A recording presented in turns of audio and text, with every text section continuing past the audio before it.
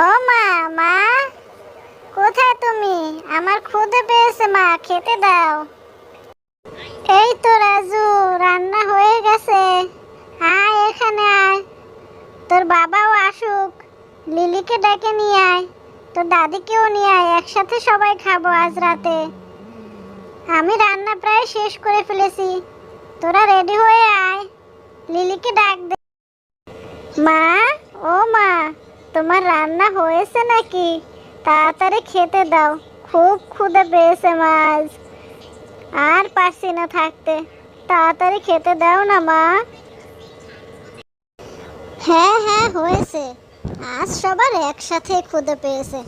যা তোর দাদিকে ডেকে নিয়ে আয়, আর দেখ তোর বাবা এসেছে কিনা, তারপরে একসাথে সবাই বসবো। দেখে আয়গা গিয়ে তোর বাবা কোথায় আছে, তোর দাদিকে নিয়ে আয় গিয়ে। মা, মমতার বাড়ি কেমন কাটালে? ওরা সবাই কেমন আছে? অনেক দিন হয়েছে তো দেখি না ওদের। ওরা একটু আসতে পারলো না?